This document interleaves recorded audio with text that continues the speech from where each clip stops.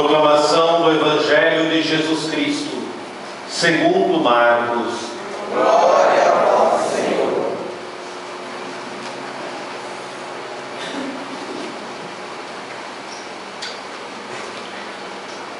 No tempo em que viveu entre nós, Jesus dizia no seu ensinamento a uma grande multidão: tomai cuidado com os doutores da lei. Os doutores da lei gostam de andar com roupas vistosas, gostam de ser cumprimentados nas praças públicas, gostam das primeiras cadeiras das sinagogas e dos melhores lugares nos banquetes. Os doutores da lei, em segredo, devoram as casas das viúvas, fingindo fazer longas orações. Por isso, os doutores da lei receberão a pior condenação. No mesmo dia, Jesus estava sentado no templo, diante do cofre das esmolas, e Jesus observava como a multidão depositava as suas moedas no cofre. Muitas pessoas ricas depositavam grandes quantias, até que chegou uma pobre viúva que deu 2 pequeninas moedas que não valiam quase nada. Nesse momento, Jesus chamou os discípulos para perto de si e lhes ensinava, dizendo: em verdade vos digo, esta pobre viúva deu mais do que todos os outros que ofereceram esmolas. Todos deram do que tinham de sobra, enquanto a pobre viúva, na sua pobreza, ofereceu tudo aquilo que possuía para viver. Palavra da salvação. Glória a vós, Senhor.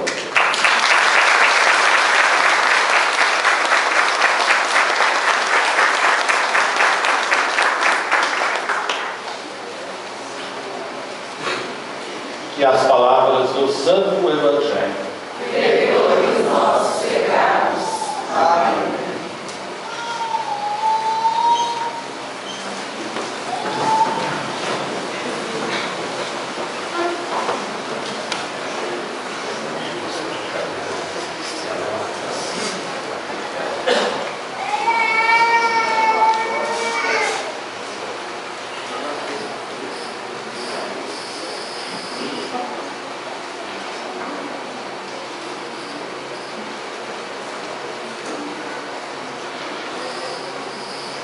trouxe aqui um pãozinho, né?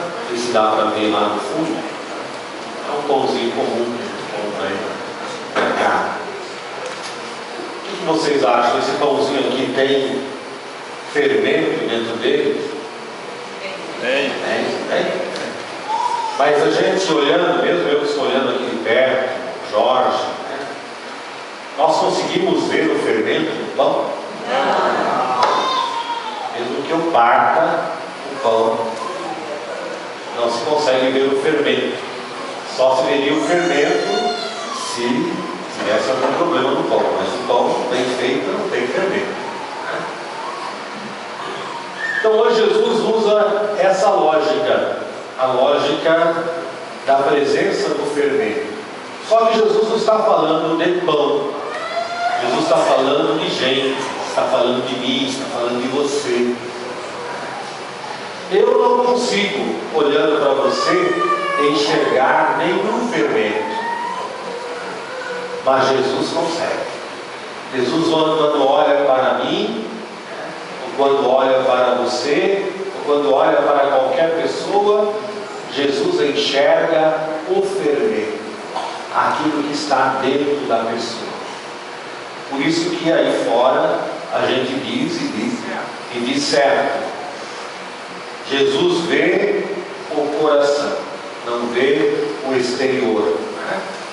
Eu posso vir aqui com roupas bonitas, bonitas, elegantes, de marca, com relógio, com todos os badulaques que a gente tiver, Jesus não vai olhar para a minha aparência. Jesus vai olhar para o meu interior, para a minha alma, para ver o fermento que há em mim. Eu posso também chegar aqui do trabalho, todo sujo, todo rasgado, que estava trabalhando, com a roupa bem simples. Jesus não vai olhar para a minha roupa, Jesus vai olhar para o meu coração, para ver que tipo de fermento está no meu coração. E no Evangelho de hoje, Jesus identifica dois fermentos que podem estar numa pessoa. No primeiro momento, quando Jesus olha para os fariseus, os escribas, os letrados, que gostavam de usar roupas vistosas, de chamar a atenção das pessoas, de sentar na frente, de ocupar os lugares mais importantes. Quando Jesus olha para dentro desses homens, Jesus diz: tomem cuidado com esses homens, porque dentro deles existe um fermento mau. No Evangelho de São Mateus, Mateus é mais claro, acho que ele é mais fiel ainda à palavra de Jesus. O Evangelho que nós lemos é de Marcos. De Mateus, nessa mesma passagem, Jesus diz assim: façam o que eles mandam, mas não façam o que eles fazem. Eles mandam uma coisa, mas fazem outra. Eles mandam, podem fazer, porque eles estão mandando a palavra de Deus, mas o que eles fazem é feio, é horroroso. Não façam, porque eles estão movidos, cresce dentro deles um fermento mau, que se chama o fermento da ganância. O fermento da ganância nasce de uma pouca fé, ou então uma falta de fé. Quando a gente tem pouca fé, uma fé muito ralinha, ou quando a gente não tem fé, dentro da gente fermenta, cresce o fermento da ganância. Porque a gente acha que é só a gente, não existe mais ninguém, então a gente tem que ser ganancioso, tem que ter o melhor lugar, tem que ser o mais bonito, tem que ter mais quantidade de dinheiro, tem que morar na melhor casa, tem que ter o melhor carro, tem que andar com o melhor sapato. Vira um inferno, porque se é movido pelo fermento da ganância, que nasce da falta de fé. Do outro lado, quando Jesus vê a viúva no templo, naquela época a viúva, ela tinha que andar de um certo modo, se cobrava das viúvas um certo comportamento. Por exemplo, ela não podia pentear o cabelo, nem usar um véu, não podia usar anel, nem uma corrente, nem um bracelete. A roupa da viúva tinha que ser uma roupa feita de saco, uma roupa rude, não podia usar outra roupa, mesmo que ela tivesse bens. Por isso que no Evangelho de São Lucas, quando Jesus vê o enterro lá do filho da viúva de Naim, ele imediatamente se compadece da viúva, porque se ela perdesse aquele filho, ela ficaria numa situação muito difícil. Então Jesus identifica a viúva, porque ela está vestida como viúva, e Jesus verifica que a viúva coloca apenas 2 pequeninas moedas no cofre. Se fosse no nosso dia, no nosso dinheiro, seriam 2 pequeninas moedas de 5 centavos. Aquela que a gente nem já fica em casa, a gente deixa na gaveta de casa. 5 centavos. E ela deposita essas 2 moedas. Mas o evangelista diz, o Marcos diz, que ela depositou tudo o que ela tinha para viver. Que a gente precisa entender um pouco isso. Vou dar um exemplo. Domingo que vem, se Deus quiser, muitos aqui irão a Aparecida do Norte. Tem 6 ônibus que sairão aqui em Romaria para Aparecida do Norte. O que seria o que a viúva fez? Então imagine que nessa Romaria nossa há também alguém que vai levar um dinheirinho lá para comer um lanche ou almoçar na Aparecida do Norte. R$10, R$8, só para comer um lanche, tomar uma água lá. E essa pessoa, na missa, lá no santuário, movida lá pela palavra e tal, pegasse esse dinheirinho, que era o dinheirinho do lanche, o dinheirinho do almoço, e depositasse lá no santuário. Ou seja, ficasse sem nada. Quando chegar a hora do almoço, não tem aonde comprar, não tem com o que comprar. Quando chegar a hora de comer, todos vão comer, ela vai ficar sem comer. Mas por que ela faz isso? Por isso Jesus fala, olhem para ela. Jesus chama os discípulos, olhem para ela. Dentro dela, apesar da aparência externa, da roupa, do cabelo, da falta de anel e tudo mais, mas Jesus diz, dentro dela tem um fermento bom. E que fermento bom é esse? É o fermento da confiança. Ela confia em Deus, Ela abre mão até daquilo que era essencial, porque ela confia. Por isso que a primeira leitura de hoje é a leitura que fala da viúva de Sarepta. Na viúva de Sarepta a gente vê melhor isso. Porque o profeta Elias pede para ela fazer um pãozinho. Ela diz, mas profeta, eu estou pegando aqui um pouquinho de lenha e vou pegar a farinha que eu tenho, o azeite que eu tenho, e vou fazer os últimos pãezinhos. Eu e meu filho vamos comer e depois não tem mais o que fazer. Nós ficaremos esperando a morte, porque há uma seca muito grande. E o profeta diz a ela, não tenha medo, vá lá e faça o que eu estou pedindo para você. E essa mulher vai lá e faz. O que estava dentro dela? O fermento bom, o fermento da confiança. E na primeira leitura diz que não acabou a farinha, nem acabou o óleo.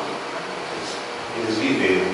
No Evangelho não diz, mas certamente alguma coisa aconteceu, que Deus sempre é providente. Alguém deu um lanche, alguém deu uma outra esmola. Deus sempre providencia alguma coisa. Deus nunca deixa na mão. O problema é a gente ter dentro da gente o fermento da confiança. Como é que a gente faz isso? A gente faz isso pedindo. O bom fermento da confiança, ele nasce da fé. A árvore da fé produz o fruto bom da confiança. E a fé a gente tem que buscar, mas a fé a gente também tem que pedir. Na missa, por isso que a gente vem à missa todos os domingos, e a gente, tem gente que já descobriu, e vem à missa até durante a semana, que já descobriu como a missa é boa. Na missa, daqui a pouco, cada um de nós vai receber aí nas próprias mãos o Cristo. O que o Padre consagra aqui é verdadeiramente o corpo de Cristo, é verdadeiramente o sangue de Cristo. Se você tem alguma dúvida, é só você entrar lá na internet, você verá os milagres eucarísticos, onde na hora da missa o pão se transformou em carne, e o sangue o vinho se transformou em sangue, que alguém precisava desse sinal. Então, quando você recebe nas suas mãos a hóstia, você está recebendo Cristo. E você comunga. Por um tempo, você fica numa união muito profunda com esse Cristo. Às vezes a gente comunga e nem se dá conta disso. Comece a dar conta disso. Vem aqui, comunga devagar, sem pressa. Quando você voltar para o seu lugar, pode sentar-se, se ajoelhar. E nesse momento que você está com uma hóstia na sua boca, uma hóstia consagrada, converse com o Senhor, fale com Ele, peça a Ele a fé, peça a Ele que venha ao seu encontro, mostre a Ele as suas dificuldades, as suas lutas, converse com o Senhor, aproveite esse momento, mesmo que não seja agora, durante a missa. O sacrário está aqui o tempo todo. Sempre que você entrar numa igreja e tiver der uma luzinha, não precisa ser perto como o nosso, mas se der uma luzinha vermelha, ou às vezes alguns lugares são verdes, acesa, é sinal de que Jesus está no sacrário. Senta, ajoelha, conversa um pouco com o Senhor, peça a Ele a fé. Sabe, meu Senhor, lá em casa tem que resolver isso, tem que resolver aquilo, mas na hora que eu vou resolver, é a ganância que está dentro de mim. Então eu grito, eu xingo, eu reclamo, eu quero brigar. Senhor, me dá esse dom da fé. Faz brotar dentro de mim o fermento da confiança. Eu possa confiar, eu possa conversar, eu possa ouvir. Eu não tenha medo de sofrer, eu não tenha medo de ficar sozinho, que eu não fique desesperado. Peça o dom da fé. Peça o dom da fé.